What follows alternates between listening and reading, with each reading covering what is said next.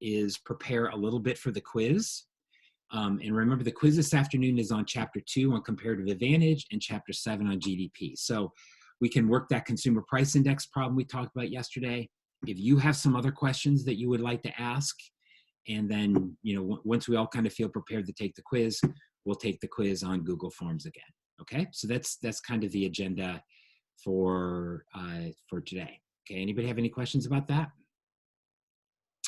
All right, well, if not, let's jump right into it and talk about Chapter 8, which is about unemployment and inflation. So in this chapter, we want to kind of learn a few things. We want to talk about how do we measure inflation? We want to talk about why the unemployment rate matters. We want to try to understand how the US labor market is changing over time. We want to talk about what's the relationship between unemployment and inflation, and then we're going to talk a little bit about why inflation matters. Okay, so there's kind of a lot of things here in this chapter. Unemployment, why it's important, how it reflects changes in the US labor market, but then also this relationship between unemployment and inflation, right, which we talked about yesterday, and we'll continue to talk about today. What is the relationship between unemployment and inflation, and why does inflation matter? So let's begin by talking about this question of how do we measure unemployment?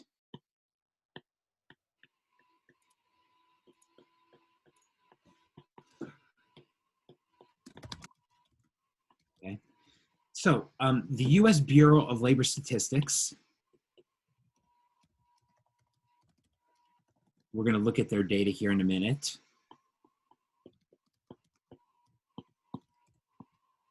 Does a survey every month of 60,000 households. Okay.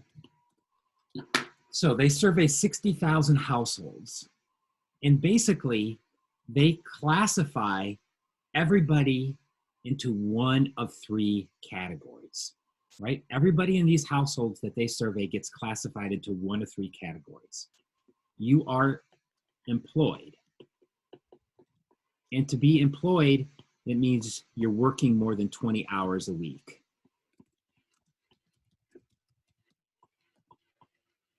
You are unemployed. And by unemployed, what we mean here is that you are actively looking for a job. And you have to be able to demonstrate, if you get unemployment benefits, that you are actively looking for a job. Right? I think the typical standard is that you have to be applying to at least 2 jobs a week. And then the third category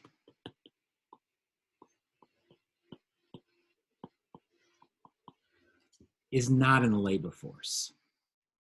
And what not in the labor force basically means is that you don't have a job, but also you're not looking.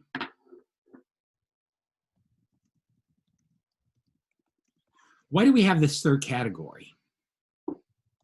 Why don't we just classify everybody as employed and unemployed? Like for the retired workers? Exactly, Gabe, right? For retired workers, honestly, for you, everybody here, right? I mean, you are not employed, but you're not unemployed either, right? You're really best classified as not yet in the labor force, right? Not yet in the labor force. And so we don't want to count little kids, people in college, people who are retired as unemployed when they're really not unemployed, they're not looking. And so everybody gets classified into one of these three categories. And then, based on this data, we can calculate the unemployment rate. I'll call this U percentage, right? The unemployment rate. And what is the unemployment rate? It's the number of people who are unemployed divided by the number of people unemployed plus the number of people employed times 100.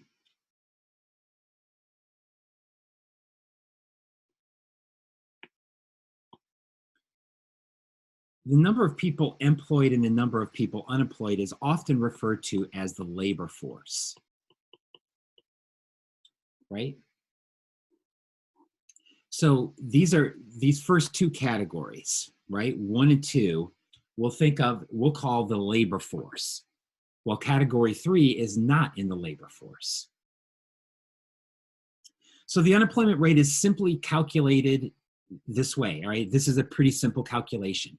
You take the number of people unemployed and you divide it by the number of people that are unemployed plus the number of people who are employed, right? That then gives you the unemployment rate, right? That then gives you the unemployment rate. There's another statistic that is often useful for us to think about here to better understand the unemployment rate, and that's what's called the labor force participation rate.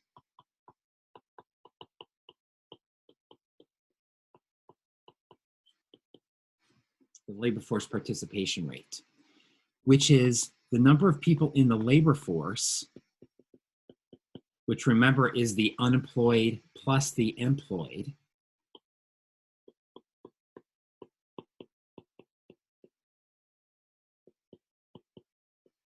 divided by the population. But here we don't use the entire population, we just use the population that is 16 and over. And we multiply that by 100.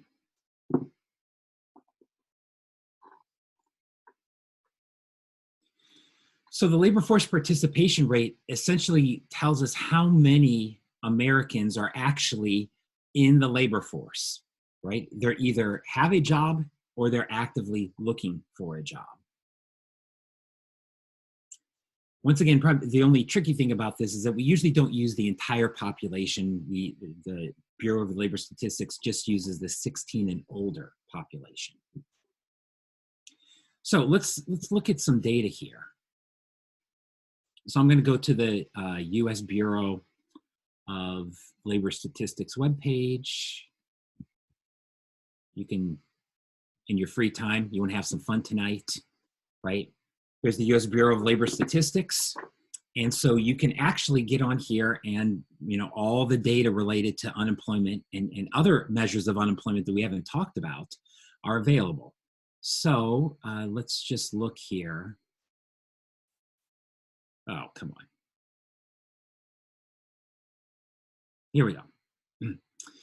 So here we have what's called the civilian unemployment rate. The civilian unemployment rate, actually, do we have the total unemployment rate?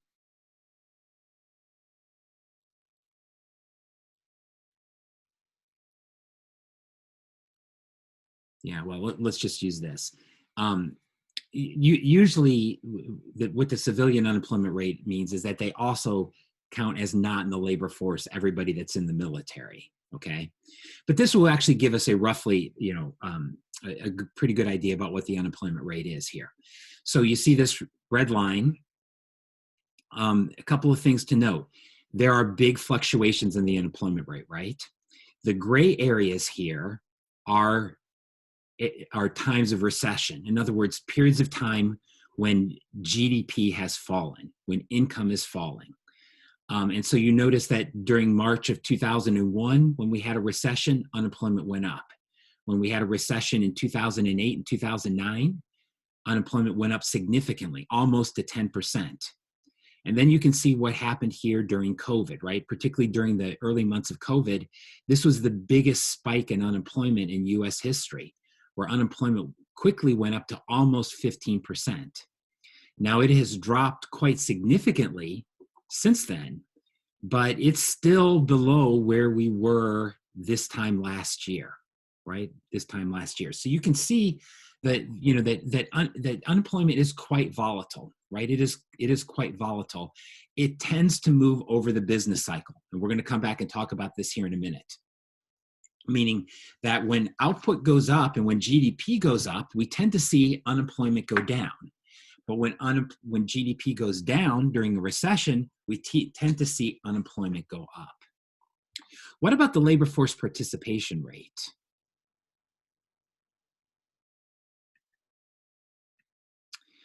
Well, this is really interesting stuff, and we're going to talk about this a little bit more. So this is the labor force participation rate in the US since March of 2001. So you'll notice here that there's been some really important changes in the US labor force participation rate. I'll switch here in a minute and show you some data on labor force participation in the US over the long term. But basically from the 1950s to the 2000s, labor force participation rate in the US went up, largely because women entered the labor force. So as women entered the labor force, that drove up the overall labor force participation rate. But what has happened since 2000 is that we've had basically a slow decline in the labor force participation rate. But the 2008 crisis significantly increased the pace of that decline. And so we had a fairly falling labor force participation rate between 2008 and then up to COVID. And then you can see that big spike in COVID, right? Where that significantly dropped the labor force participation rate as many people, well, we'll talk about why that happened, but partly it was that many people were worried about working their existing job, right? Many people did not feel like they could safely work their job, and so they quit and they stayed out of the labor force, right?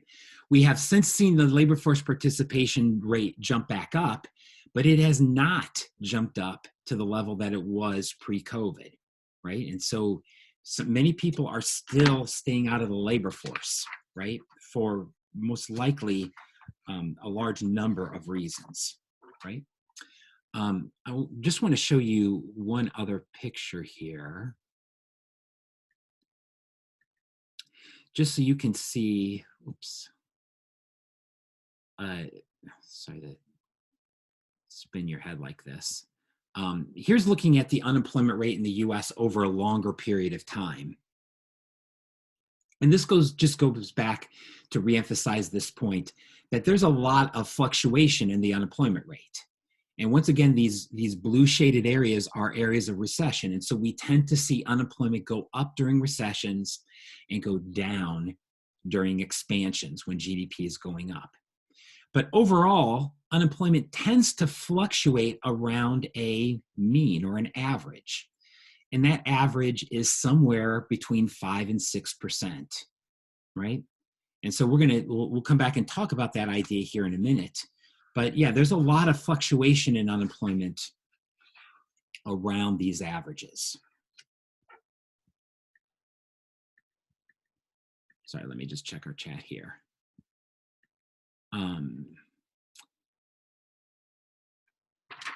People are lazy, Jonah. Well, no. And I don't think it's China stealing jobs. I hope you guys are saying this stuff sarcastically. But no, I don't think that it's people's lazy, but I do think that there are some complicated things that are happening in the US labor market right now. And as I said, we're going to circle back to this question here in a minute. Before we talk about that though, I want to talk about some of the limitations with our unemployment rate.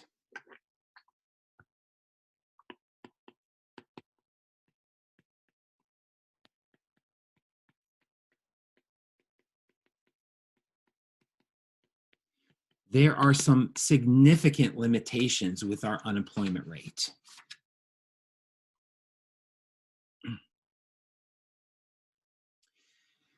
The first and the most important is what we will call the discouraged worker effect.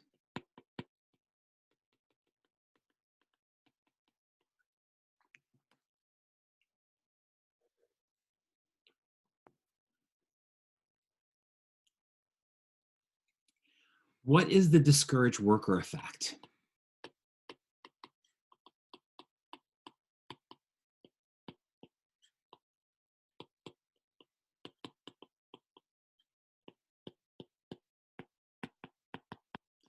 Many people who are long-term unemployed stop looking for jobs.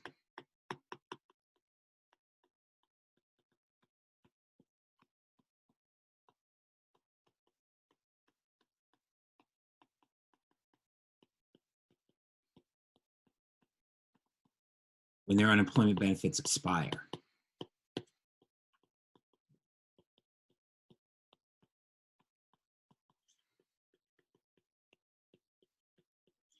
As a result, they get dropped out of the labor force. And what does that effectively do? That reduces the unemployment rate. So there are definitely people who are unemployed. Definitely people who are unemployed that we do not count as unemployed because of this discouraged worker effect, right? Because of this discouraged worker effect. So typically in the United States, how do unemployment benefits work?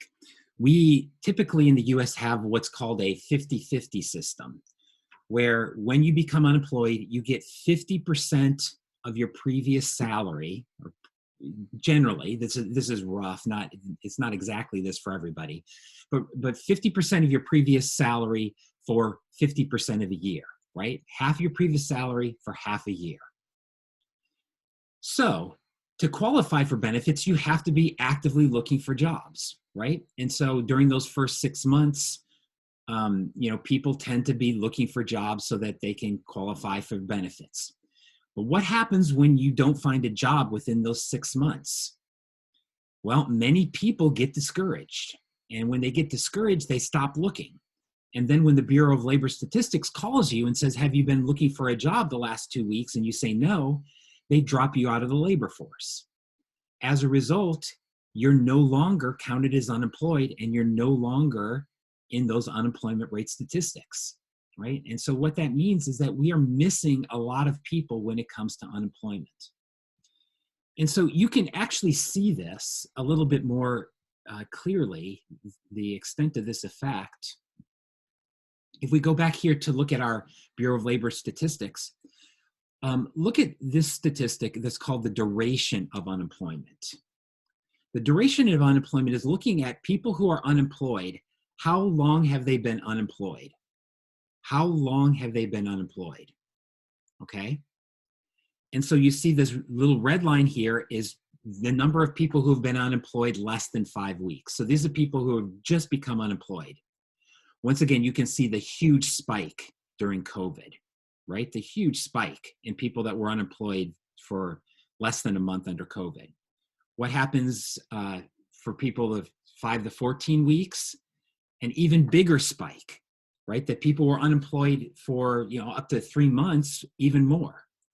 How about 5 to 26? Yeah, we see a spike again.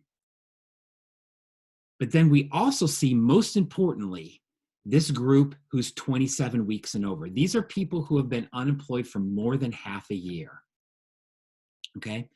These are likely people who will soon drop out of the labor force because they get discouraged, they stop looking, and they no longer get counted in our figures, right? And so you can see this just quite dramatically, what happens to the duration of unemployment during a recession, right? You see this during the 2008 crisis, right? Where duration went way up, right? Particularly for those people that were 27 weeks and over.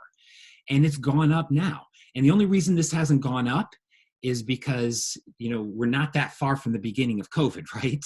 I mean, this is a statistic that likely lags economic activity. And so, yeah, there's quite a few people who have been unemployed for more than a year. And so if we go back to our labor force participation rate, one of the reasons why we know that the labor force participation rate dropped is not just because people said, well, I can't work because I don't want to get COVID.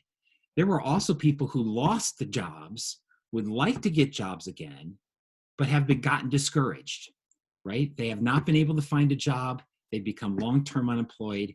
And the longer your unemployment rate is, the harder it is to get back into the labor force, right? Either because you get discouraged, or also part of this discouraged worker effect is the fact that it's harder to get back in the labor force the longer you've been out because you lose skills, right? You lose skills. We know this, right? Economists have done experiments that suggest that you take two candidates that are exactly the same, But one candidate reports being unemployed for a year, and the other candidate reports being unemployed for 3 months. Which is the firm most likely to hire? The one that's been unemployed for 3 months. And part of that is a bias against people who've been long-term unemployed. But part of it is the longer you're unemployed, you begin to learn, you lose skills, right? You begin to lose skills. So yes, there are definitely a number of people who are being left out, right? They're being left out of our labor market statistics. There's also, I think, another problem with our unemployment rate.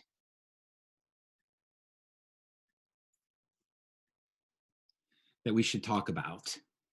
And that is the problem of what we would call part-time employed workers or underemployed.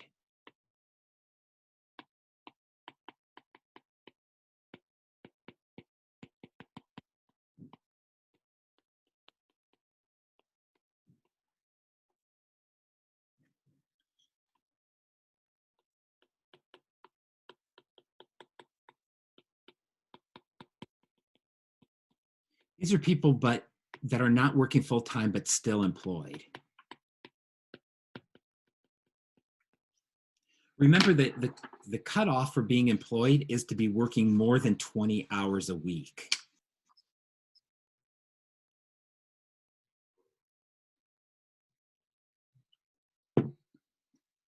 So there are a number of people out there that are working 20, 25 hours a week. They would like to be full-time employed, but they cannot find that job, right? They cannot find that job. Or there are people who are working 40 hours a week, but to do that, they're working 3 different jobs. They might consider themselves to be somewhat unemployed, right? But they get counted as employed because they're working more than 20 hours a week. So, you know, whenever I think of this, maybe this is just my Black humor, but I think about my college roommate. I lived with the same guy for 3 years in college, and we graduated in a recession year. And so when he graduated, he actually had a hard time finding a job. So he went back to home, and he was working in a local grocery store where they made him wear like a little hat and a bib. And when he was working in the grocery store that summer, I would go and visit him at work and, you know, laugh at him and make fun of him that he was working in his grocery store and, like, you know, move cans around. It's not something I'm proud of. It was a very cruel thing to do. Was he employed? Yeah, by the government's definition, he was employed, right? But by his definition, he was unemployed, right? Because he'd gone to college, and yet here he was working, stocking shelves at a grocery store, right? And so, you know, those kind of people who are underemployed or part-time workers really aren't captured by our statistics. The story of my college roommate actually has a very happy ending for him and an unhappy ending for me, because he ended up going on to be a big finance guy on Wall Street, and he probably makes enough money to buy and sell me 100 times over every year. And every time I see him, he actually reminds me of this. So yeah, it's actually a very sad story for me, but good for him, right? Good for him. So our unemployment statistics miss a lot, right? Our unemployment statistics miss a lot. And to just kind of show you how our unemployment statistics could look different, here's just one measure. One graph. This is a measure in which some economists try to take our baseline unemployment rate, which is number 1 here, and then add in discouraged workers and then marginally attached workers. A marginally attached worker would be a worker that's basically hired part-time. And then also try to put involuntarily part-time workers, right? Workers that would like to work more. And so if you kind of include all these other kind of categories of people who are technically employed, but not full-time, or people who are discouraged workers, you see you get a much higher estimate of unemployment than you would if you just use our baseline measure of unemployment, right? So, it's hard to say in many ways what our actual unemployment rate is, but we do know one thing, that the unemployment rate that's reported by the government, you really have to think about that as a minimum unemployment rate, because almost certainly true unemployment, if we could measure such a thing as true unemployment, would be much higher than what it's measured at by the government, right? That's So crazy. That's getting up into like the 20%. Like, yeah, right. And so that, particularly you see a lot of workers are, what we could call involuntary part-time workers. And nowadays, we have kind of a nicer name for some of these workers. They're the gig economy workers, right? Everyone's talking about the gig economy. Well, they are kind of what economists consider to be, or a lot of them are involuntarily part-time workers. They would like to have a full-time job, but the only kind of job that they can find is, being an Uber driver or, Grubhub or things like that. And Zach, I'm absolutely not knocking Grubhub. I think that you, I don't want to share any personal information, but I think you've driven Grubhub or one of the. I do DoorDash on the side. Yeah. Okay, yeah. That's cool, right? That's cool. And actually that's perfect for a college student such as yourself, right? But there's also a lot of people out there that would like to have a full-time, more regular job, and they can't get it, right? They're having a difficult time finding it. So what causes unemployment, right? Or can we think about what are the sources of unemployment, right? The kind of more root causes of unemployment. And so as economists, we find it useful to think about unemployment as really originating from three different sources.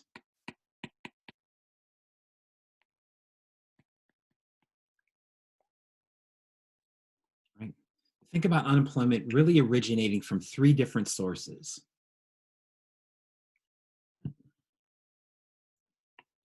The first one is what we call structural unemployment.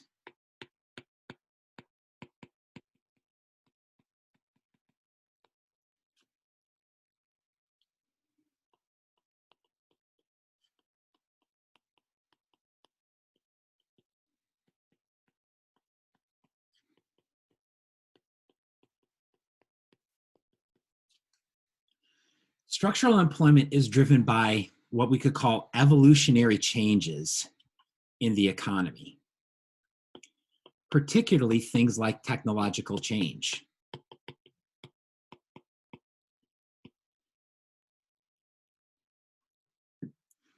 Okay, so I always like to ask this question because it's kind of an amazing question to think about. If we went back to the year 1800, how many Americans were farmers? Any guesses?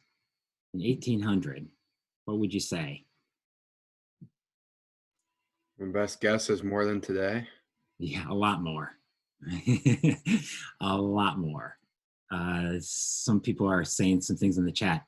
Sunny says 60%. Logan says 85. Logan, you're closer. 90% of Americans were farmers in 1800.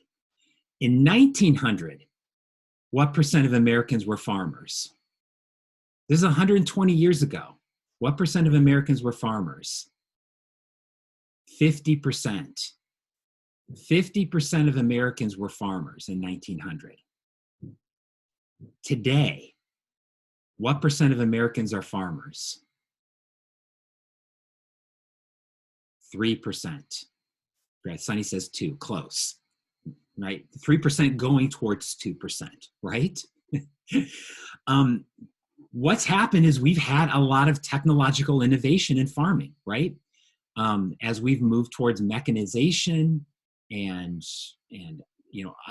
increased our human capital, we need fewer farmers. And we've been able to develop needs in other areas, right? This is because of technological change and changes in the structure of our economy. What's happening to farming, what has happened to farming, is today happening in manufacturing. Okay, we've talked about this. In the largest part, China is not stealing our manufacturing jobs. These manufacturing jobs are just disappearing, right? As we move away from a manufacturing goods-based economy and we move to a more service-based economy. So, these kind of technological evolutions take place. What happens is that industries die. As a result of it, industries die.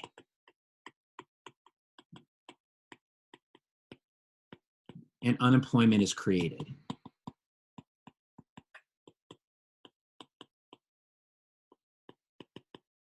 Until workers retrain.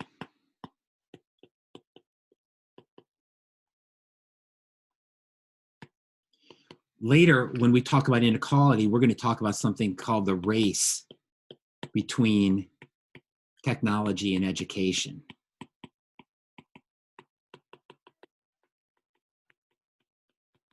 Right? And one way you can think about the evolution of the economy over time is that there is this kind of race where technology and innovation advances, and then education has got to catch up. And to the extent that education lags behind technological innovation, we're going to have unemployment, because there's going to be the workers that exist are not capable of filling the jobs that need to be filled, right? The jobs that are being created do not match with the skills in our labor force. And as we're going to talk about here in a couple of minutes, there's a lot of evidence that is happening in the US, right? There's a lot of evidence that we are simply losing the race, right? In terms of our education is simply not keeping up with technological innovation, right? So Sunny asked in the chat, so let's say the US makes a full transition towards green energy in 2050, resulting the people unemployed at traditional energy sectors like oil and coal will go unemployed. Will this count as structural unemployment? Yes, that's a classic example of structural unemployment, right? Those people who work in the coal mines in West Virginia are structurally unemployed.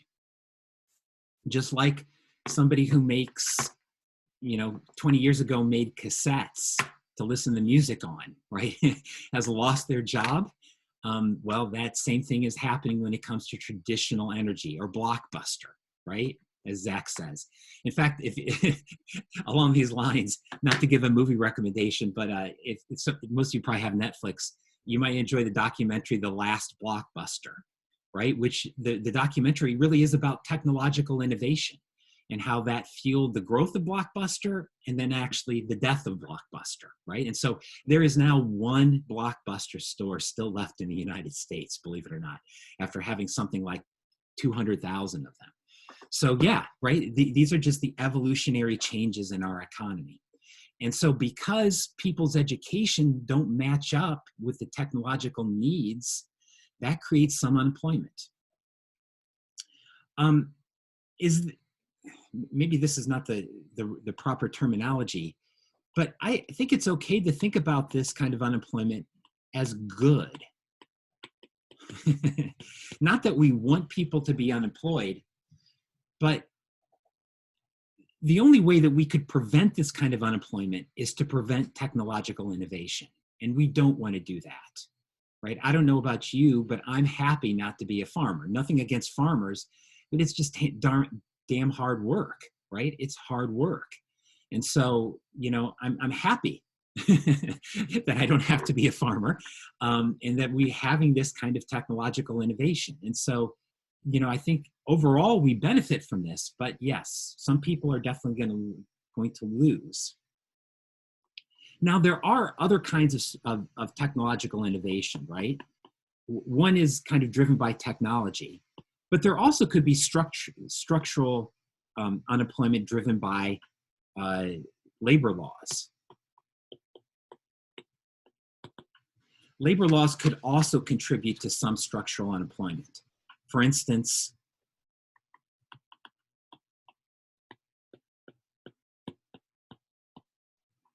one thing that some economists, not all economists, worry about is that minimum wage laws create structural unemployment.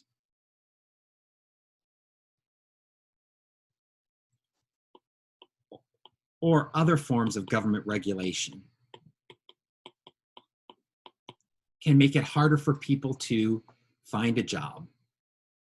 Let's think about a minimum wage law. So let's assume we've talked about supply and demand here. So let's just use a very simple supply and demand graph to think about a market for labor where we have a demand for labor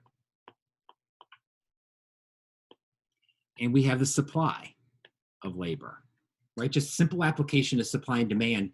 Now, instead of talking about electric cars and cat stickers, we're talking about workers, right? So who demands labor? This would be the firms demand labor. And who supplies labor? This would be the workers. And instead of a price, the price of labor we call the wage.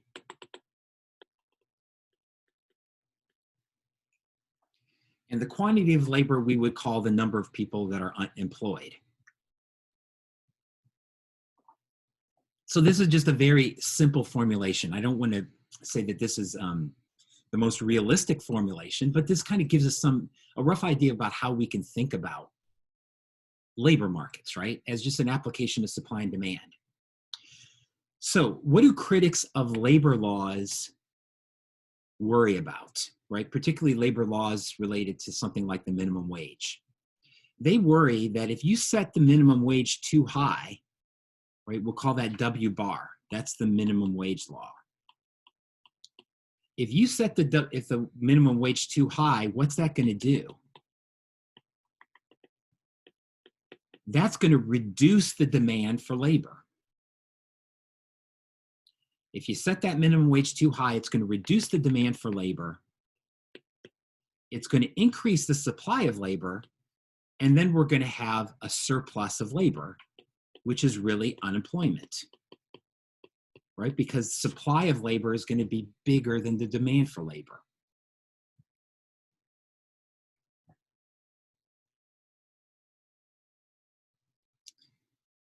So critics of minimum wage laws argue that minimum wage laws create unemployment, right? They create unemployment because they reduce the demand for labor at the same time increasing the supply of labor.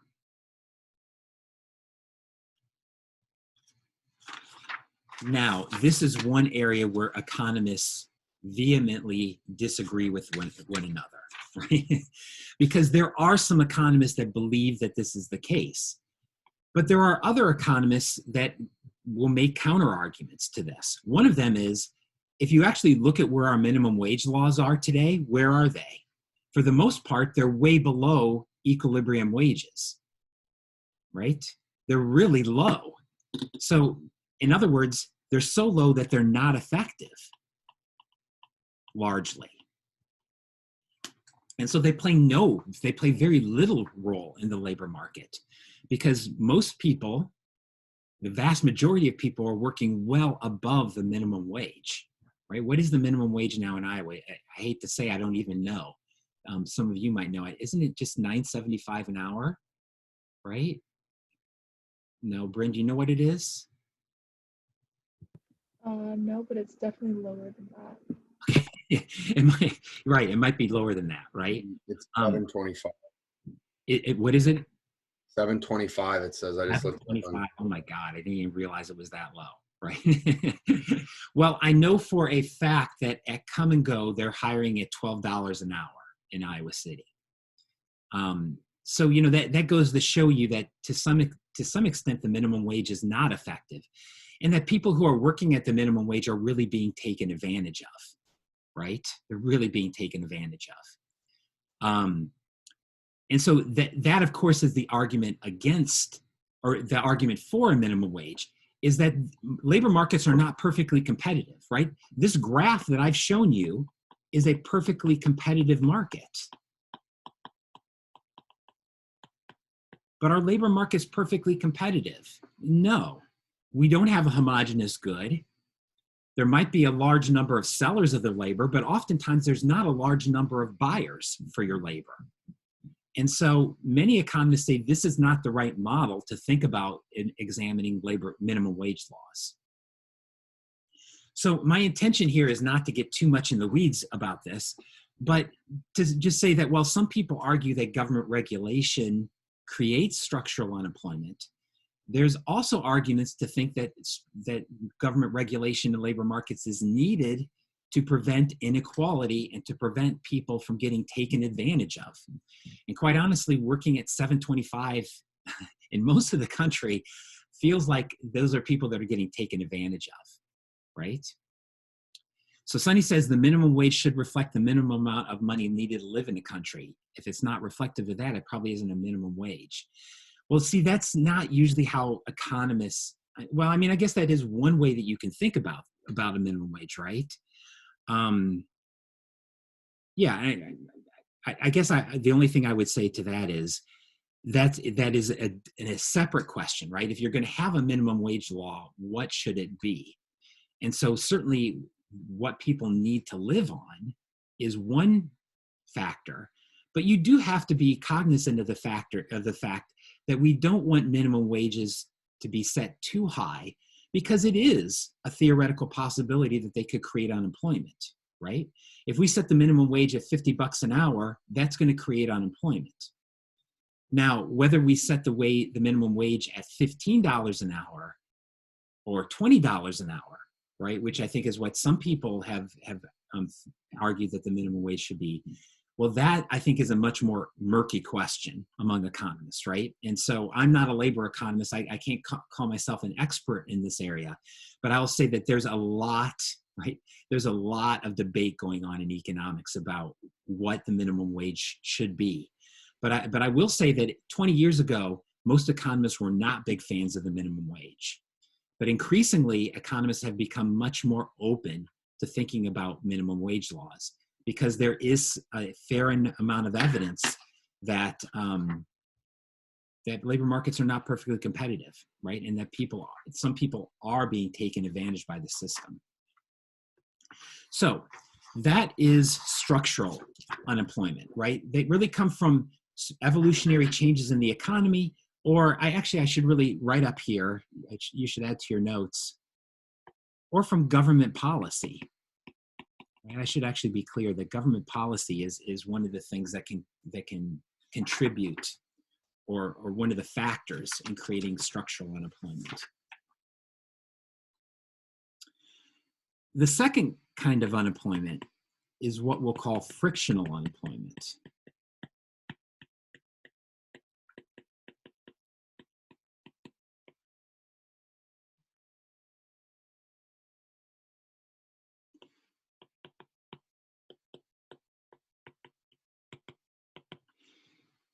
Frictional unemployment you could also think of as job churning.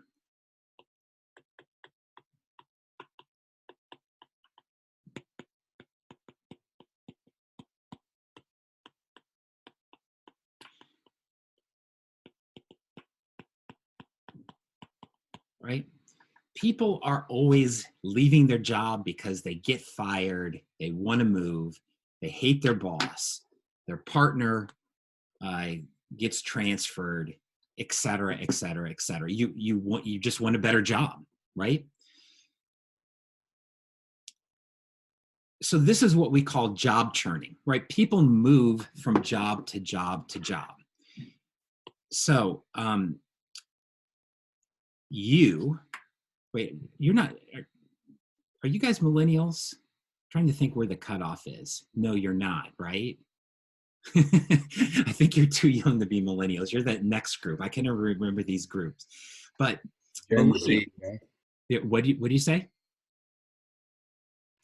Gen Z, I think, isn't it? Okay. Well, I don't know about you, but I read a recent study that suggests that millennials expect to change their job 11 times over their career. that change their job 11 times over their career. And that just goes to show you how much job churning takes place in the US economy. The average job now lasts less than 3 years.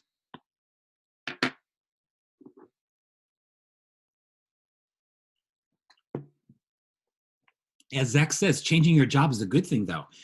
I agree. This is actually a good kind of unemployment, but it does create unemployment, right? And the way it can create unemployment is to kind of think about a bathtub, right? It's, I guess, a strange analogy, but think about a bathtub where you turn the water on and water pours into your bathtub. And if the water's coming out fast enough, even if you have a drain in the bottom of your bathtub, some water is going to fill up in the bottom of the bathtub, right? Well, that tends to be what's happening in the US labor market. A lot of people lose their jobs or change jobs, quit their jobs, and then most of them find another job pretty quickly. But if those two things are not exactly matched up, right? If more people are quitting their jobs than finding a job, you're going to get a little bit of water in the bottom of the bathtub, and that's unemployment, right? That's unemployment. And so what we tend to see is that when people lose their jobs, they do tend to be unemployed for short periods of time. The average spell of unemployment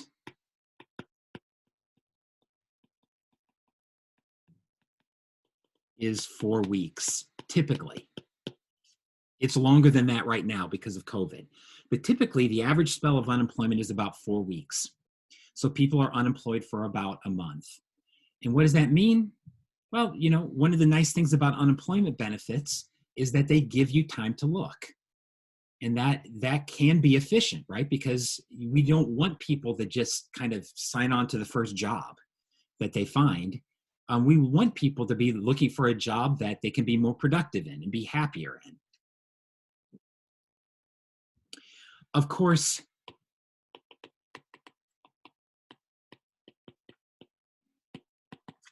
this is impacted by the unemployment benefits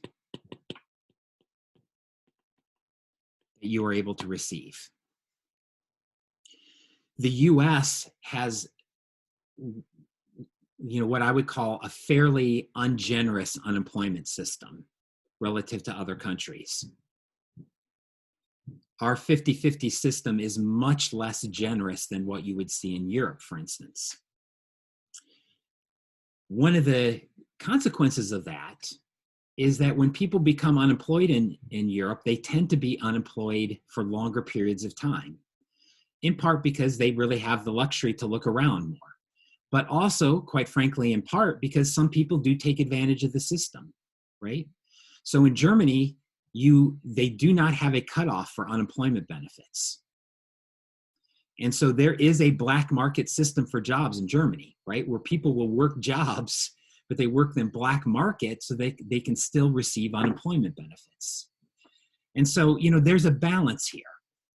We do want benefits to be generous enough so that people do not become homeless and poverty stricken, and that they're given the time to look for a better job.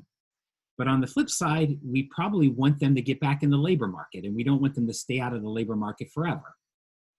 And so I think there's strong evidence that during COVID, while the federal government has increased unemployment benefits, that the duration of unemployment is going up, in part because the benefits are better. And so people are not as panicked to find a job. That is both a good thing and maybe a not so good thing, right? And so weighing those, that's difficult. And as economists, I don't think we have enough evidence right now to kind of weigh the pros and the cons of that. But, you know, whenever it comes down to unemployment benefits, there are definitely some very good things about unemployment benefits, but then there can be some not so good things either. So we've talked about structural unemployment. We've talked about frictional unemployment. The third type of unemployment is cyclical unemployment.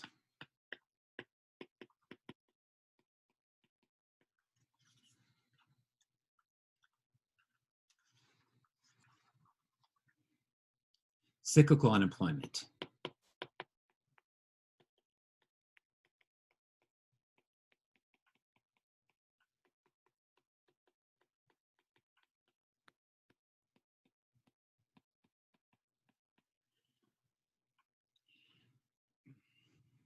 From business cycles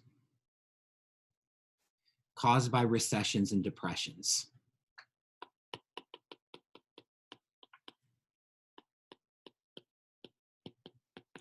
This is the type of unemployment economists are most worried about.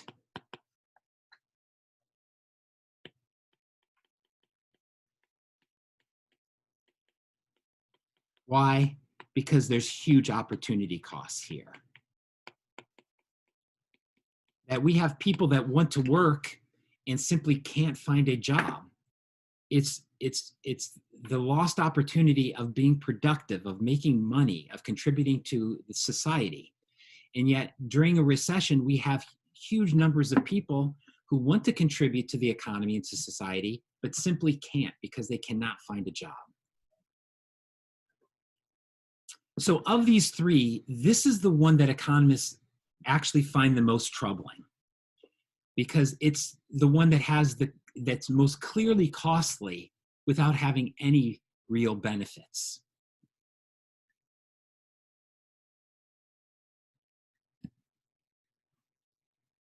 So when we go back here and we look at our unemployment rate over time here, you can see the nature of cyclical unemployment. Once again, these blue areas are periods of recession.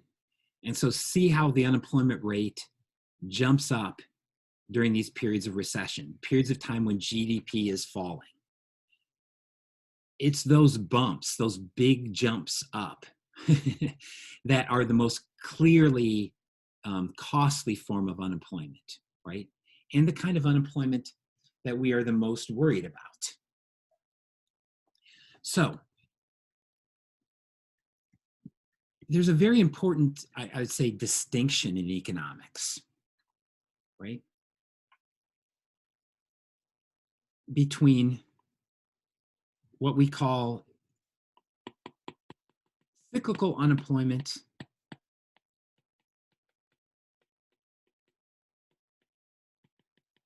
versus the natural rate of unemployment.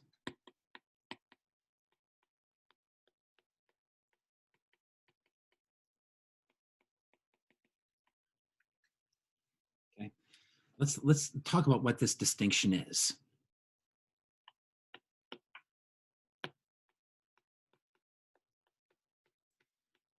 The natural rate of unemployment. What do economists mean by the natural rate of unemployment? This is the long-term average rate of unemployment.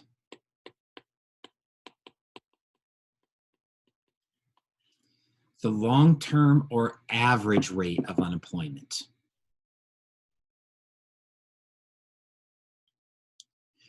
This would largely be structural and frictional unemployment, right? It's the structural and cyclical forms of unemployment.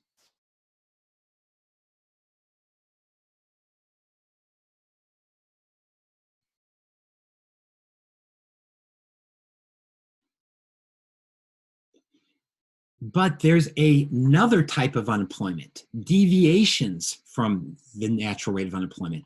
That's what cyclical unemployment is.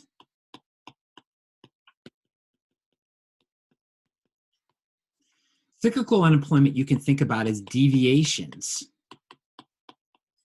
from the natural rate of unemployment. Or you can think about this as short-run unemployment.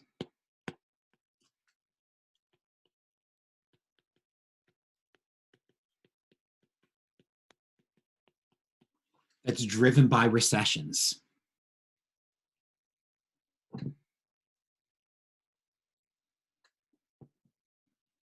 Do we see this a little bit at the like more on the micro scale too, though, like year to year with like I don't know, like when companies hire around like holidays and stuff?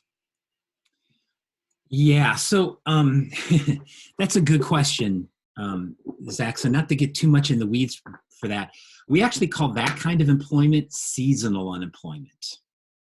Seasonal unemployment is like, for instance, construction jobs tend to boom in the summer and die in the winter. Department store Santa Claus jobs boom in the winter and are dead in the summer. Most of that kind of unemployment is actually removed from our data. so most of the data that macroeconomists use is what we call seasonally adjusted data, where we try to smooth out that season to season stuff. So but that's actually a fairly technical issue that we don't really need to get into. But you're right, that is something that economists have to think about. So think about unemployment this way. Right? This is how economists think about unemployment. We think about actual unemployment rate. The actual unemployment rate as really being two separate things. The natural rate of unemployment plus cyclical unemployment.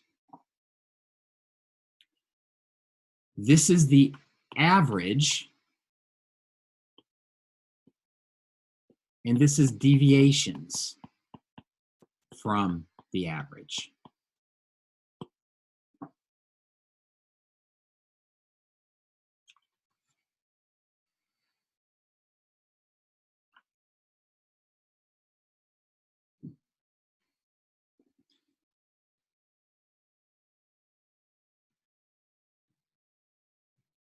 Okay, so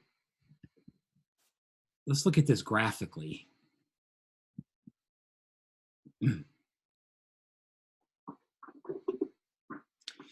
Here's the same graph I showed up here a minute ago, but now what has been done is we kind of draw in the average rate of unemployment, the natural rate of unemployment. So notice that the unemployment rate fluctuates around this average. It fluctuates around the natural rate of unemployment. But sometimes actual unemployment can be bigger than the natural rate. Or it's possible that actual unemployment could be below the natural rate. What does that mean? It means that we have cyclical unemployment, right? Sometimes that cyclical unemployment is too high. But it's also possible, for reasons we're going to talk about here in a minute, where cyclical unemployment could be too low, right? In other words, yeah, Chris, you're giving me that look. Like, how could unemployment be too low? Well, unemployment could be too low in the sense that there's more jobs than people out there, right? And in a little bit, we're going to talk about that. That will have some negative impacts on the economy as well. So why is this conception so important for economists? Because when it comes to policy, should we be trying to get the unemployment rate down to zero? No, that's not a realistic goal. That's not a realistic goal for us, right? A policy goal is not to get unemployment down to zero. A realistic goal is we want to try to keep unemployment at the natural rate of unemployment. In other words, try to minimize cyclical unemployment. So as we move into talking about macro policy later in the class, as we talk about monetary policy, fiscal policy, we're going to talk a lot about cyclical unemployment and the natural rate of unemployment. And the goal of policymakers is to keep unemployment at the natural rate of unemployment and to minimize cyclical unemployment, right? To minimize cyclical unemployment. To put this maybe in broader context, and this will be the last thing I talk about, and then we'll take a quick break. But it's also important to remember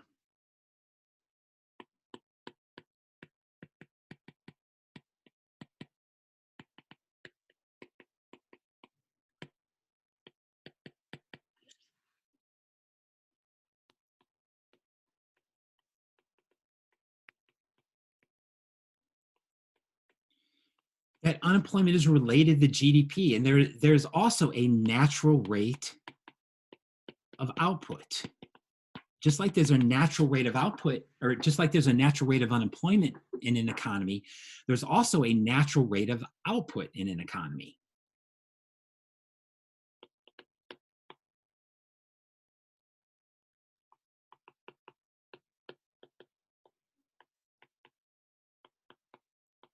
So if actual unemployment is equal to the natural rate of unemployment, then output is actually at its natural rate as well.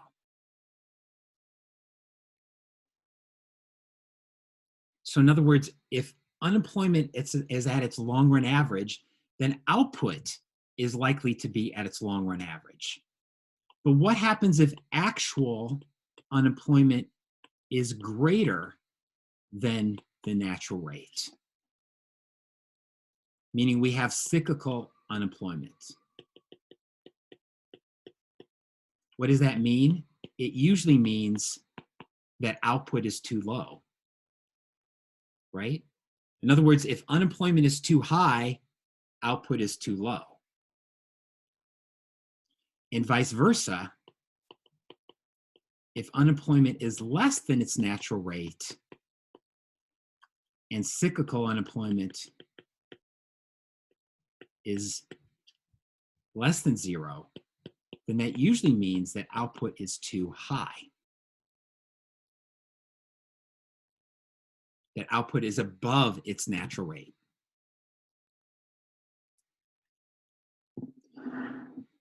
This is a fancy way of saying that there's a negative relationship between inflation and unemployment, right? There's a negative relationship between output and unemployment, right? So when output goes up, unemployment goes down. When output goes down, unemployment goes up.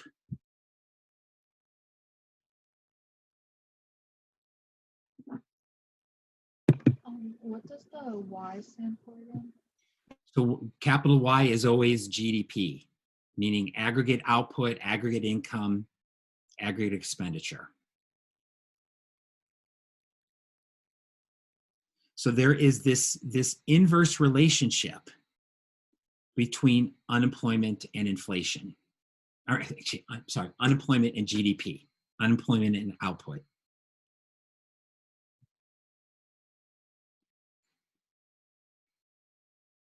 So this is how economists think about the relationship between unemployment and output. And you'll get a lot of practice in thinking this way as we go forward, because particularly as we move into talking about business cycles, we're going to talk about the natural rate of output and the natural rate of unemployment a lot. Okay, so we're going to get practice about thinking about unemployment and output in this way. But if you need to be convinced of the fact that there's a negative relationship between the two, this here just kind of shows you what this looks like in the data. So on the vertical axis, we have the change in the unemployment rate. And on the horizontal axis, we have the change in output, right? GDP growth. And so what happens? When GDP is growing faster, what happens to the unemployment rate? It goes down. And when GDP is growing slower, what happens to the unemployment rate? It goes up. That makes sense though, right? Because like you need more people working to produce more. It's like if you're Yeah, no, I don't think that this should be surprising, right? I think even before you took this class, most of you would have intuitively understood that when the economy slows down, unemployment goes up, right? So intuitively, yeah, I think this is pretty obvious. But we're just trying to push your intuition here to think about this a little bit more rigorously, right? And like I said, we'll get a lot of practice about talking about these things here as we go forward.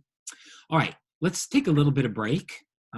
We're just going to take a short break because there's quite a few things I want to try to get through before 11 o'clock when I have to let you go. So let's take just a 5-minute break, and then we come back, and I want to talk a little bit about how the U.S. labor force is changing. All right, so we'll see you in a couple minutes.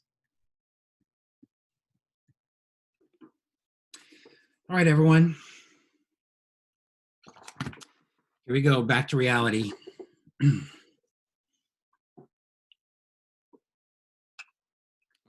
I guess that assumes that Zoom is reality, which it might be our reality. I don't know that it is reality.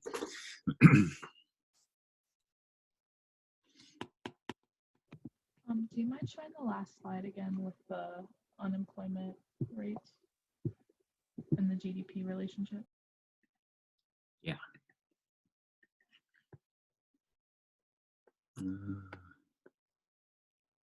Is this what you're looking for, Bren?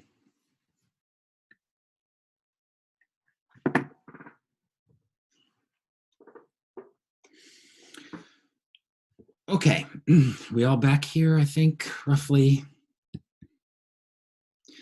Jonah, hopefully at some time this block I can see your actual face as opposed to just the top of your head. There's a huge glare when I pull down my computer and I can't see the screen. Okay. I just have to say, it's always like just a little amusing to me. Today you look like an Ewok because I just kind of see the point of your hoodie. So Yeah, sorry about that. no, that's okay. Okay, so let's talk about how the U.S. labor force is changing. Okay, how is the U.S. labor force changing?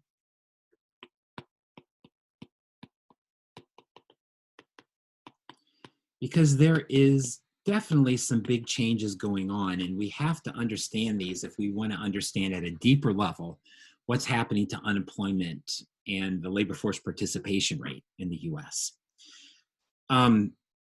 One big thing that's going on is that we have an aging population.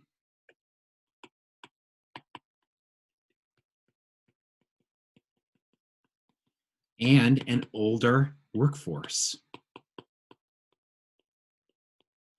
right? We have an aging population. If I can show you just a little bit of data here.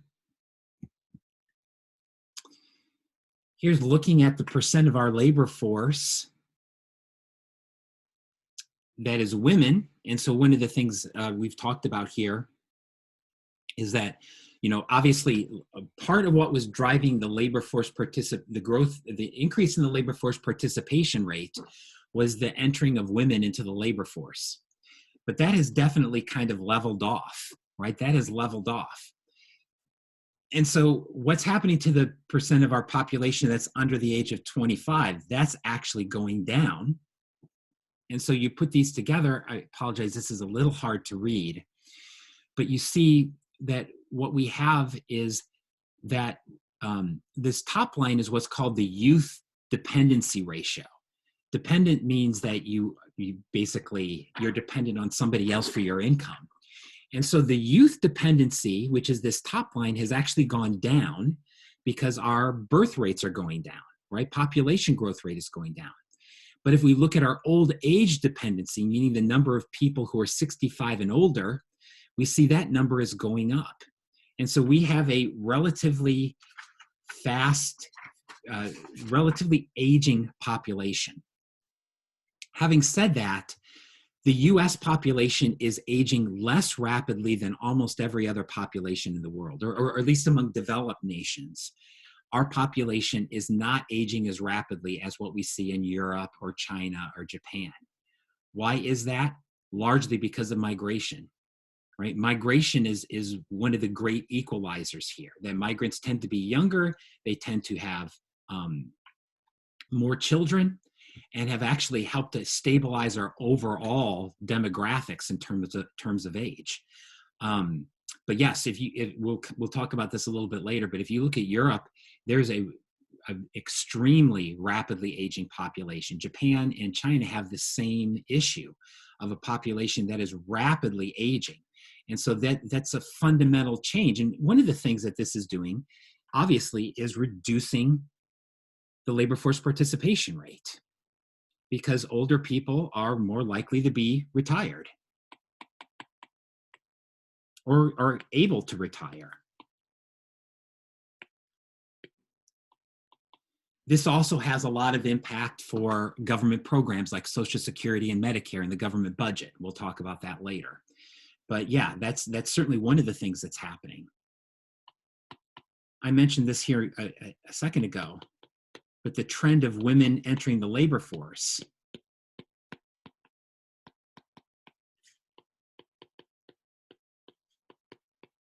has leveled off. So while women rapidly entered the labor force between the 50s and 2000s, since then, we've really kind of come to a steady state there. And so that's not driving up the labor force participation rate like it used to.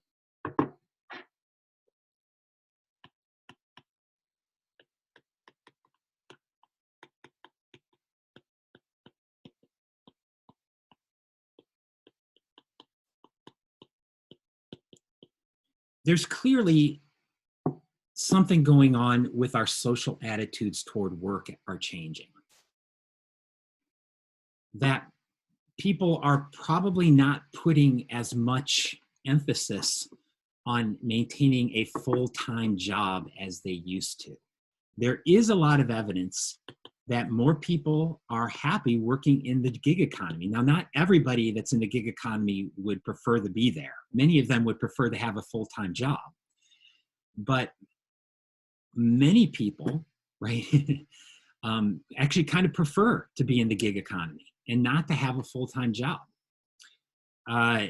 Just today on the New York Times,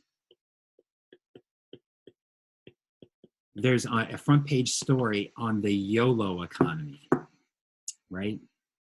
I was not familiar with YOLO. Are any of you familiar with YOLO?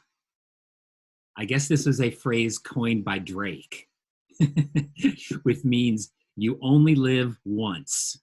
You only live once. And so it was a story about younger people who have essentially been working sometimes in high education professions like being lawyers or working in IT, that this last year with COVID, just kind of taking the fun out of life. And so, you know, I have enough money to kind of live frugally, so I'm just going to drop out, or I'm going to do something else, right?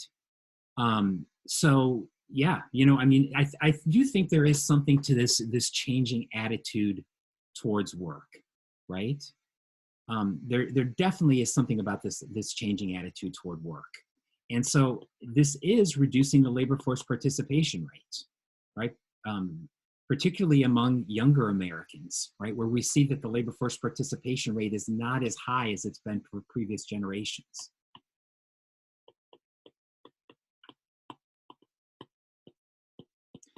I hope that nobody is surprised by this. Hey, Prof. But race and age matter, right? When it comes to outcomes in labor markets, race and age matter.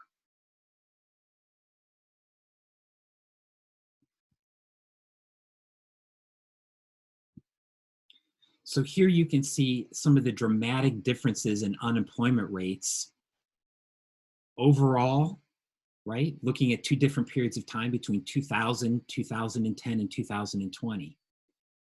But overall, African Americans have much higher unemployment rates than the overall American unemployment rate.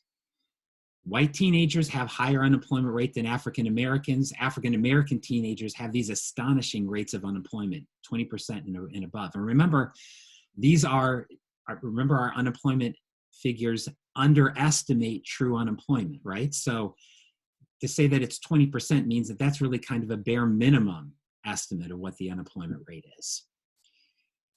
There's a lot of reasons that are going into this. Undoubtedly, though, explicit and systematic racism play a role in labor market outcomes, right? One of the most cited studies in economics over the last 20 years has essentially been an experiment in which economists took some resumes took the same resume, but on some of these resumes, they put white sounding names on the resume, and in other resumes, they put black sounding names on the resume and sent them out. And you will not be surprised that there was a significant difference between the number of resumes with white sounding names getting called back than the number of resumes with black sounding names, right?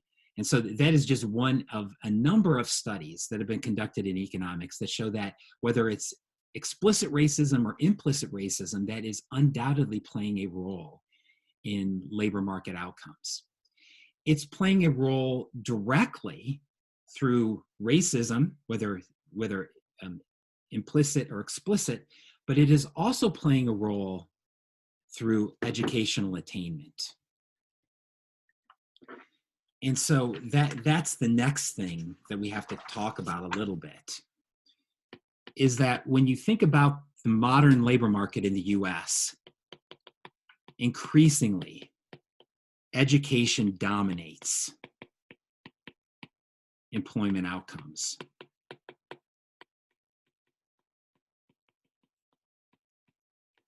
We are becoming an education-dominant labor market.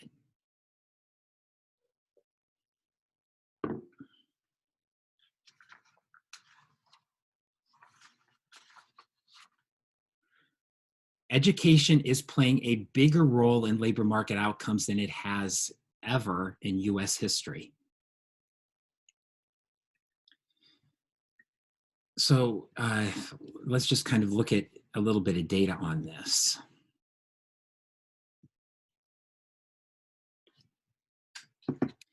First off, here's the unemployment rate among workers who have a college education versus those who only have a high school education. And you can see a significant difference between the two, right? That workers with only a high school education are about twice as likely to be unemployed as those with a college education.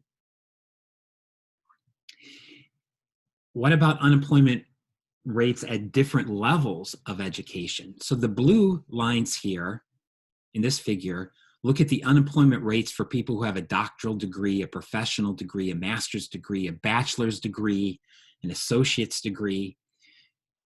And so, you know, if you have a bachelor's degree, which hopefully all of us will have here in a couple of years, your expected unemployment rate is about 2.2%. If you have less than a high school diploma, it's more than twice that, right? It's more than twice that.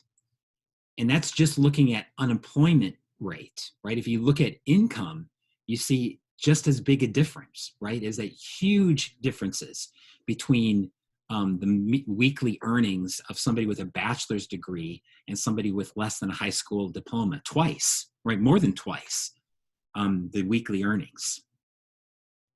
And so education, right, is the primary determinant of how people are doing in the labor market, whether you're talking about unemployment rate or whether you're talking about what your salary is. What is it about education that's really driving these? Well, you know, I think one of the things that's, actually, let me ask you, what kind of education is most valuable in the labor market, do you think?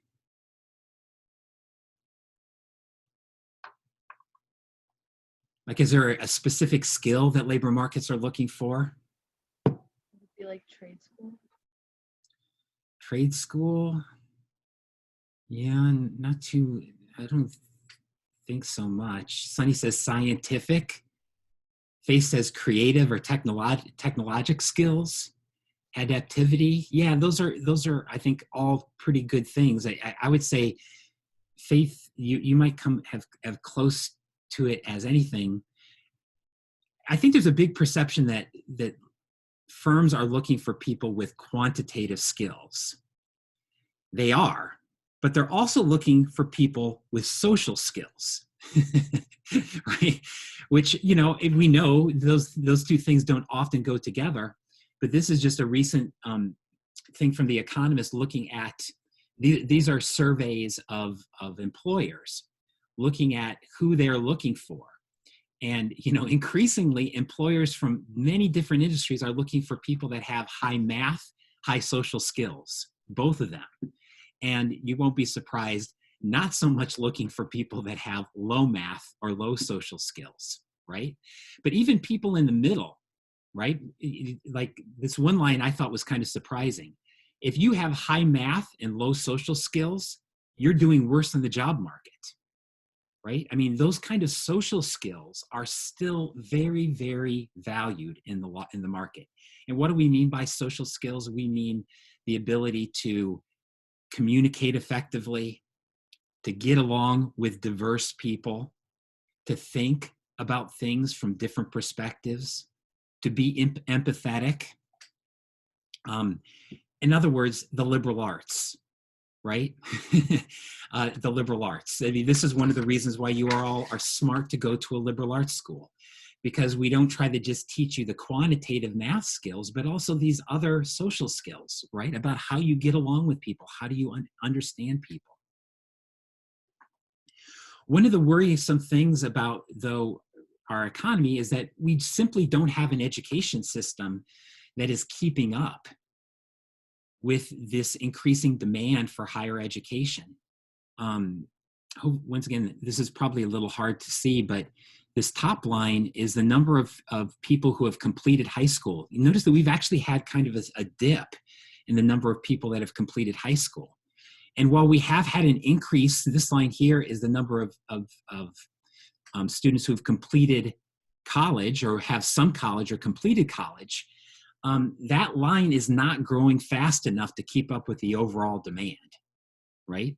And so it gets back to that, what I call the race between technology and education. Education, at least the number of students who are graduating with a college degree is going up, but there's a lot of evidence that we'll talk about even a little bit later in class that suggests that it's not going up fast enough, that the technology is growing at a pace that's faster than our rates of educational attainment. Sonny, I saw in the chat that you were asking about immigration and migration, and let's talk about that a little bit, because that's really the last thing that I wanted to talk about in terms of our evolving U.S. labor market.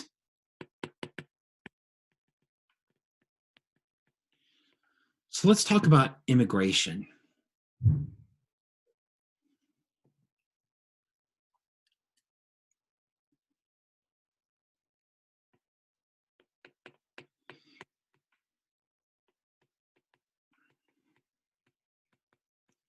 I hope you remember on the first day of class, we talked about this idea of the citizenship premium. Anybody vaguely remember what that was from Monday? It was like we hit the lottery just being born in the US because of like location is the number one determinant of what you're going to make. Exactly, Zach, right? Location, location, location. So somebody who migrates from the Congo can increase their income by a factor of 92 by migrating to the US, right? There is a huge premium for being able to migrate from poor countries to rich countries. So there is probably, if you ask economists, what's the single thing you could do to improve global welfare? It would be migration.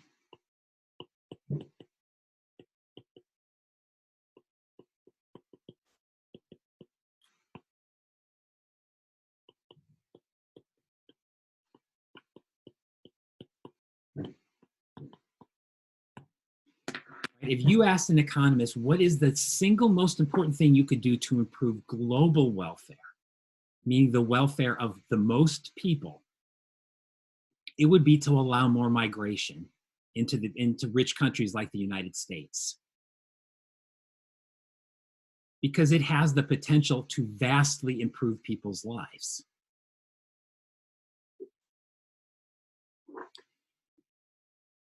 However, what are we seeing, particularly in this era?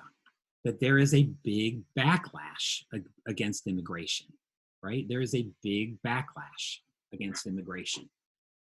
Why the backlash?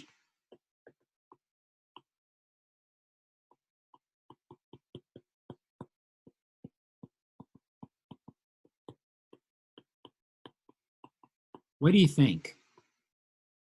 What if just letting somebody migrate to the U.S. has so much potential to improve welfare? Why are so many Americans against allowing more people to migrate to the U.S.? Legality issues. I'm sorry, I didn't hear. Legal issues. Legal issues? Legal immigration and illegal immigration. Right. But even setting aside, let's say that we're just going to allow more legal migration, right? Let's don't even kind of set aside whether the migration is illegal or legal or illegal or not, by just allowing more legal migration. What's the argument?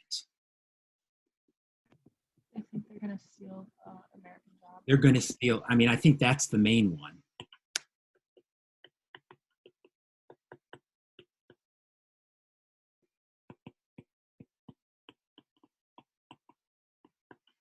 They take U.S. jobs, right? That's the main one you hear.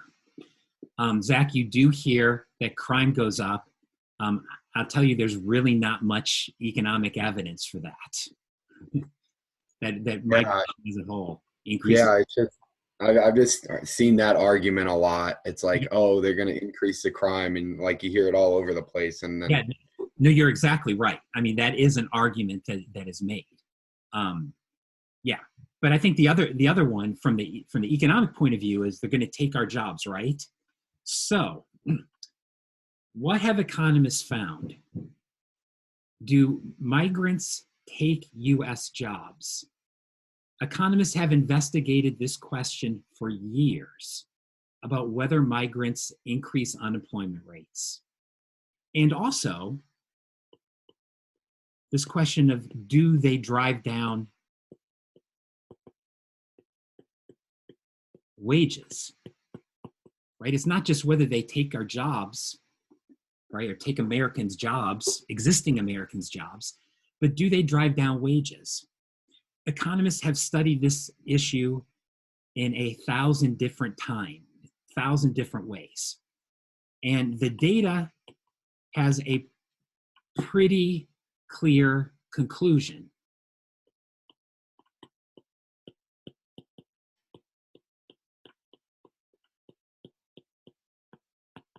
That they cannot identify the effect of changes in wages and unemployment from migration or immigration.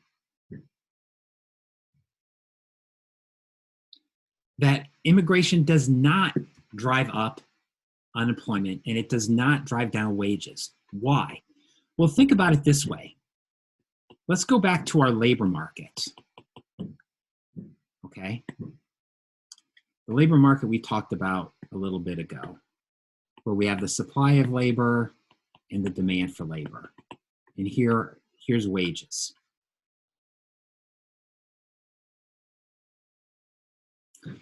So what do critics of immigration argue? Critics of immigration argue that immigration increases the supply of labor, right?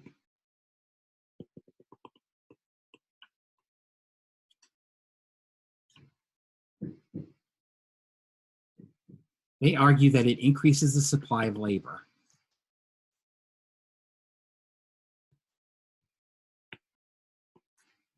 And while it does create more jobs,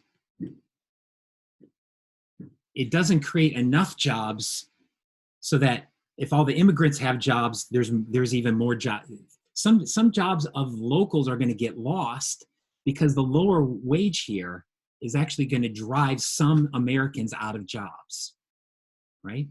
So this is basically, I would say, in a nutshell, the argument against immigration is that it increases the supply of labor. And by increasing the supply of labor, it drives down wages and it drives some Americans out of jobs. However, this analysis is only partial because what do we know about immigrants. They don't just come here and work, they come here and they live. And what happens when they come and live here? They also create a demand for jobs, right? Because they buy things. They create new ideas. They bring with them skills, right? They spend the money in the economy they earn, as Sonny says, right? So it's also quite likely true, not just quite likely, it is true, that they also increase the demand for labor. And so what's the net effect of it? It's hard to say. But we do know one thing. It's going to increase the number of jobs overall. And it's going to make our economy more productive.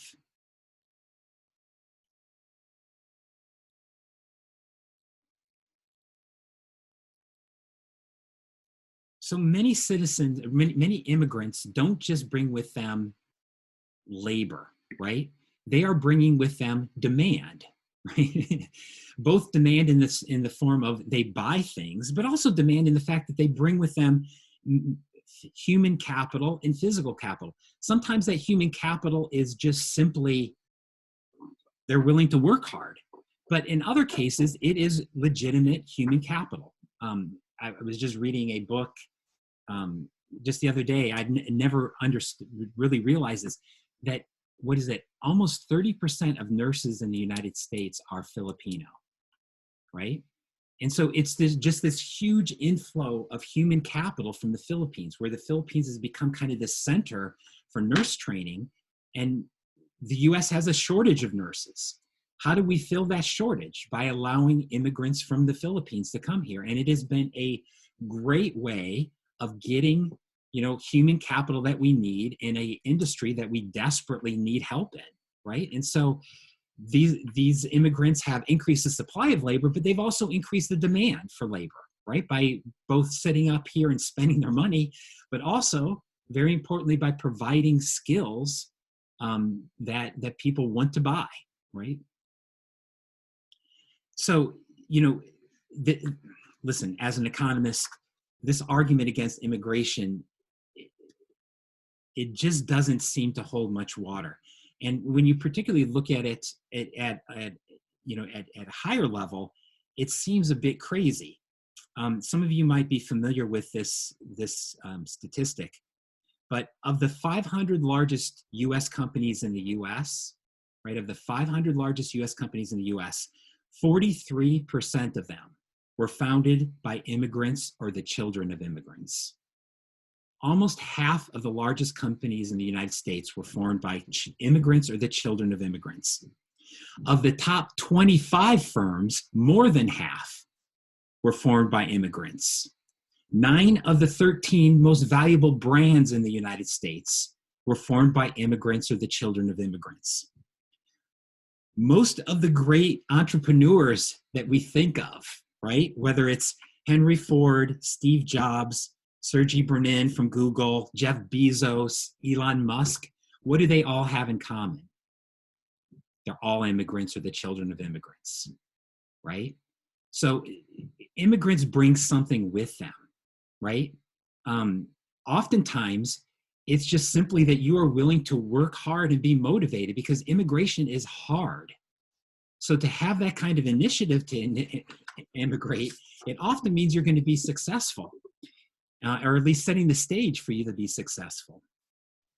And so, I think from an economic perspective, the arguments against immigration, and actually this decline in immigration that we've experienced here over the last, decade or so, is really one of the things that economists worry about a lot, because as I keep on talking about, we are falling behind in that race between technology and education.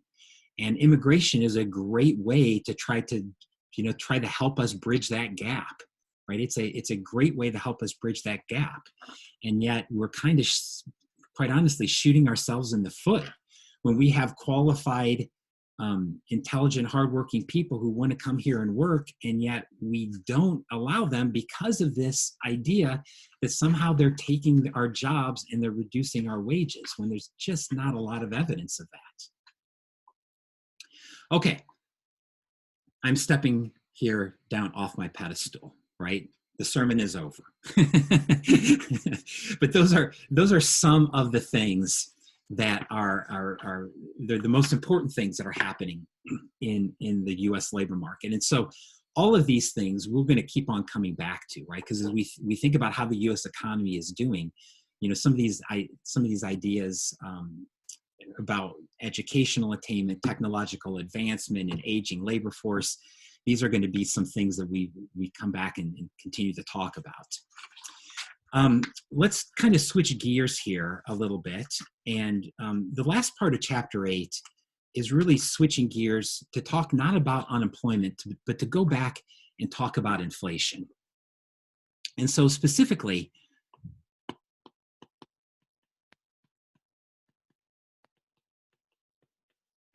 let's talk a little bit about why inflation matters,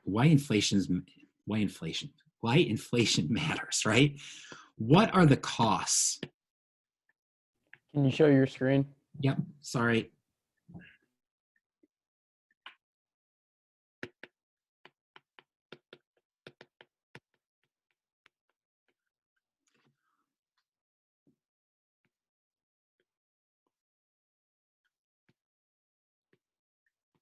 Right? Why does inflation matter? What are the costs of inflation? Let's talk a little bit about this.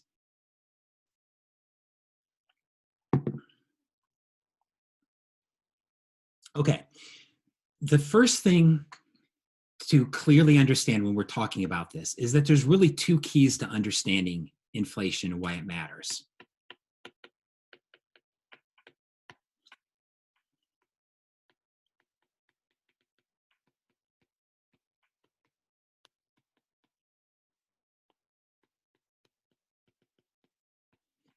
The price level itself doesn't matter.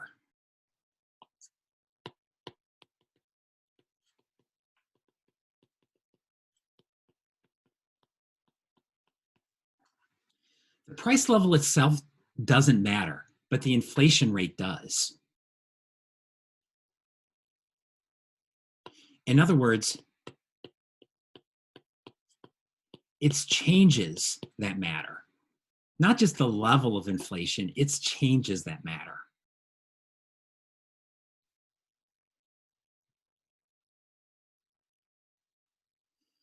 Does it really matter that much that, you know, for instance, to buy a car, you have to exchange twice as many green pieces of paper as you had to 40 years ago? Not really, right? I mean, if the price level goes up, but your wages go up, right? If the price level doubles, but your wages double, that's not really changing much, right? It's not really changing your purchasing power. So the price level itself doesn't really matter, right? You know, my grandma never understood this, because every time I went to talk to her, she'd complain about how much the price level has gone up, right? Like, you know, how she used to be able to buy bread for a nickel. And I'd say, yeah, Grandma, but you made 25 cents by working a whole day. And she would just say, shut up, right? She just kind of gave me a wave, and yeah, you know. But really, the price level itself doesn't matter, right? The price level itself doesn't matter. It's changes in the price level. It's inflation that really matters. But when we talk about inflation, there's one type of inflation that matters the most: unexpected changes in inflation.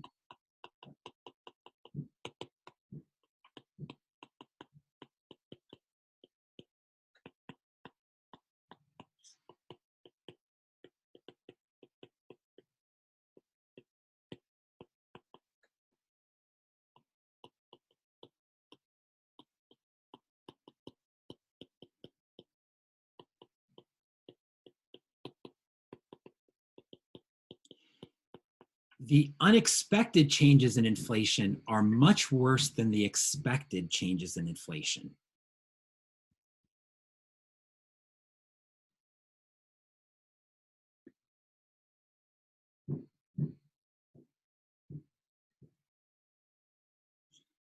So in other words, whether the changes are anticipated or not makes the biggest difference. And we're going to talk about why this is here in a moment. But if inflation is anticipated and it's expected and everybody can kind of adjust their behavior accordingly, then inflation by itself is not particularly costly.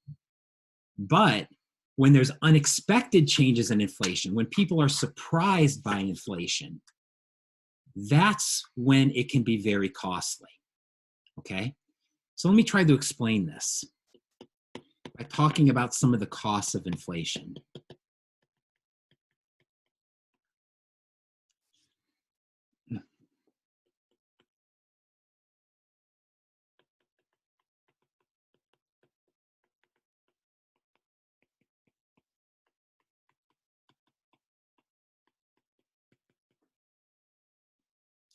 First off, inflation is a tax. It is a tax. It's a kind of tax.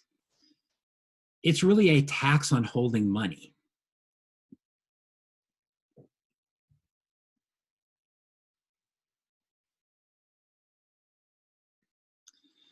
So what happens when you hold money and the inflation rate is, for instance, 5% every year? That money that you hold is really going down in value by 5%. You can buy 5% fewer things next year with that money, with $100, than you could right now. So it is a tax on holding money. And so in that sense, as we're going to talk about a little bit later in class, money is efficient, right? Holding money is an efficient thing. It makes trade easier. And so this actually creates a lot of distortions in an economy.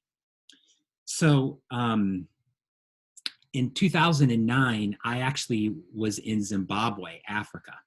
So Zimbabwe had, at that time, the world record hyperinflation.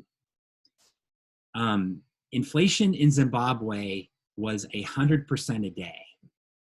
Basically, prices were doubling every single day. When I was in Zimbabwe, it cost $50 billion to ride the bus. $50 billion. In fact, I have here, I use this as my bookmark. But if you can see this, here's a banknote from Zimbabwe, right? From when I was there in 2009. This is a $100 trillion bill, right?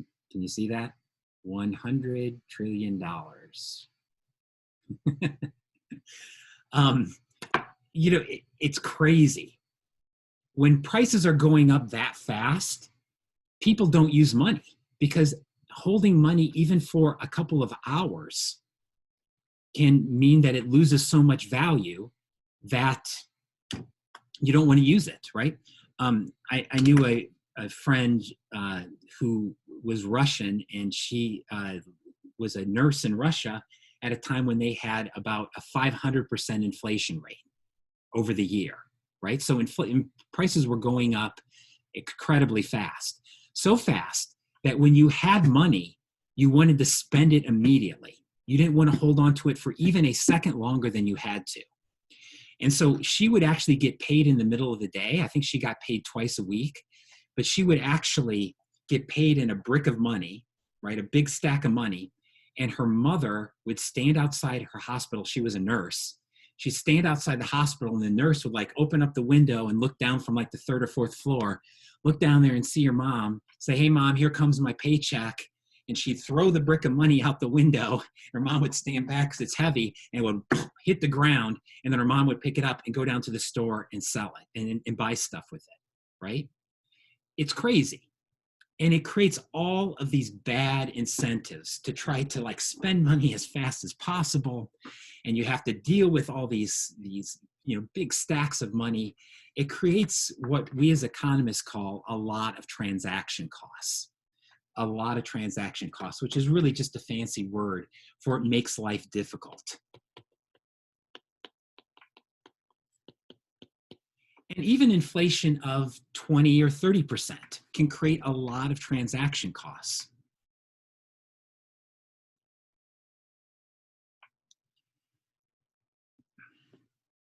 So this is the kind of cost that even if it's expected, this still creates a cost, right? Even if inflation is expected, this is going to be a cost, because even if you know it's happening, it's going to create transaction costs for you.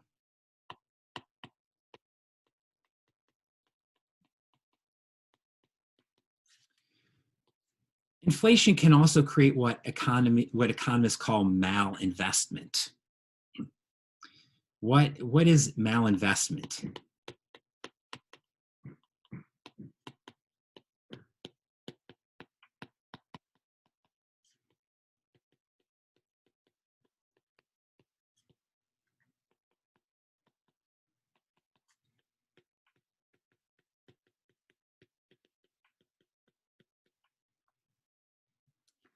Malinvestment, investing in unproductive things in order to protect against inflation.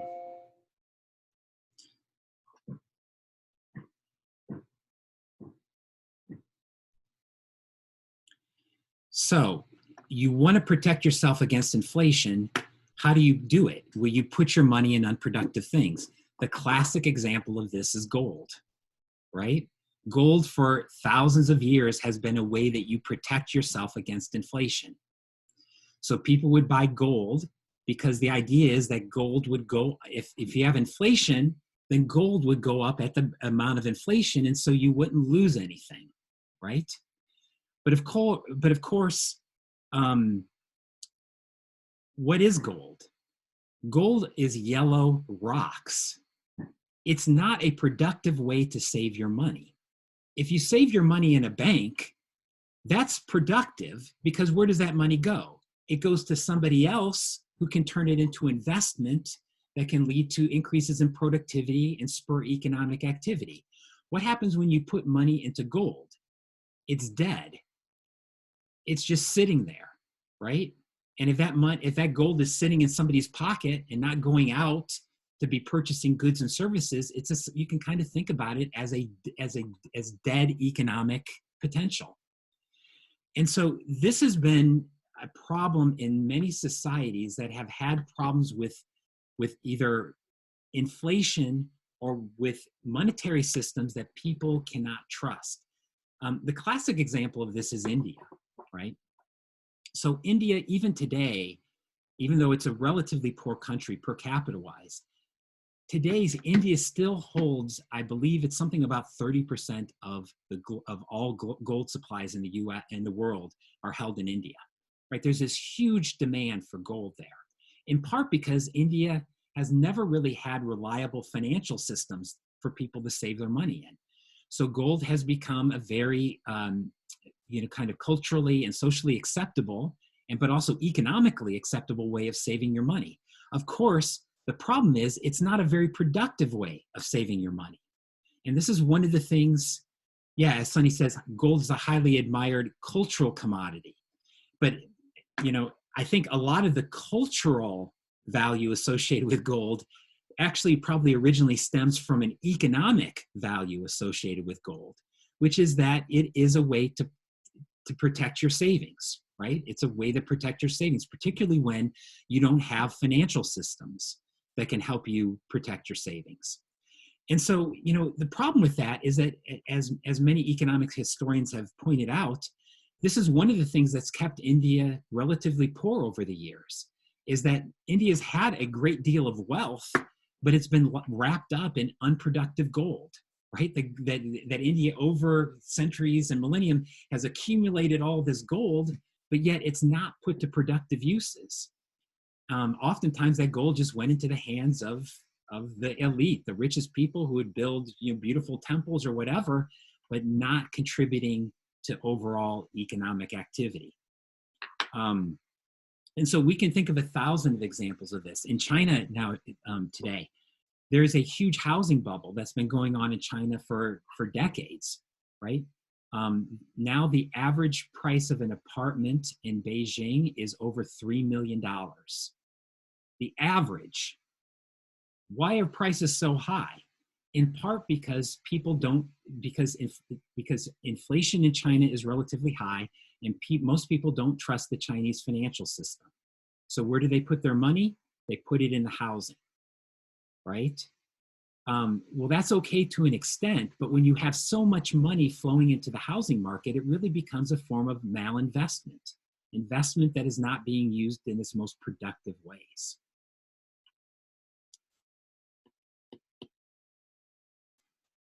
Okay. Let's talk about, just very briefly, we're not going to get through all of this discussion here this morning. But I want to talk about a couple of things really quickly in the last minute or two that we have left.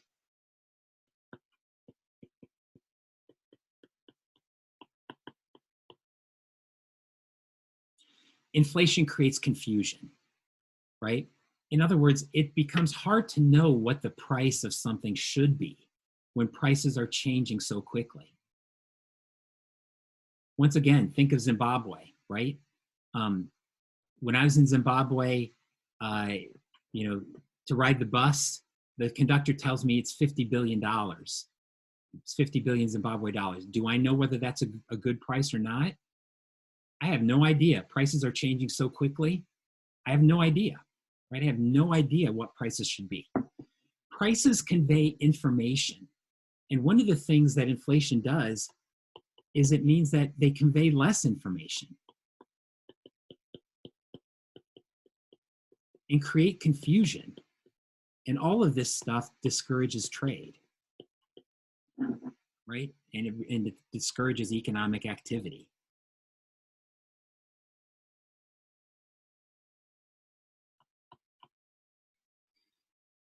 All of these things that we've talked about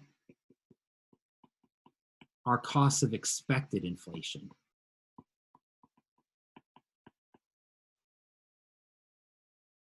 Let's talk, though, about a couple of additional costs to unexpected inflation. And these costs are amongst the most important. I would say these last two are even more important than the first three. One is that wages tend to lag behind inflation.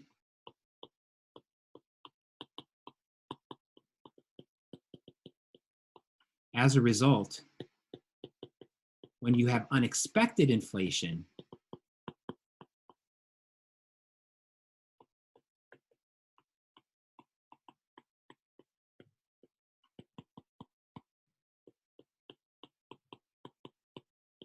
unexpected inflation eats away at some of your real income. When inflation goes up and you're not expecting it, that means it's going to eat away some of your real income.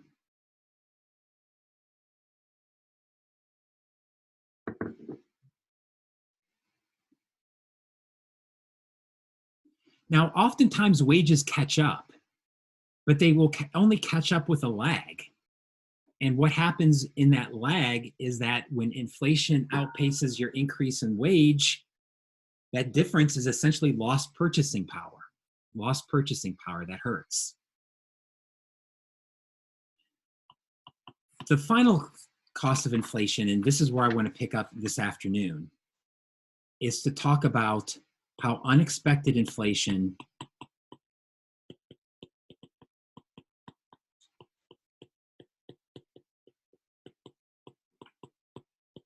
redistributes wealth in a way that can be costly for society. And to talk about this is going to take a little bit more time that we don't have this morning. So as I said, I want to pick up this afternoon, if we can, by just spending maybe 15 or 20 minutes talking about how is it that unexpected inflation redistributes wealth. Okay, so we'll pick up with this. I want to do that consumer price index problem that I gave you yesterday. So make sure, if you haven't done that, to do that over break. And then we'll also have a few minutes to just kind of review for the quiz. I don't think I want to do a lot of review, but if you have some questions that you want to ask, make sure you bring them to afternoon class. And then we will take quiz number 2 this afternoon at the end of afternoon class, okay? Okay, everybody, I'm off to another meeting. Sorry, I got to run, but we'll see you at 12:30, okay? I thank you.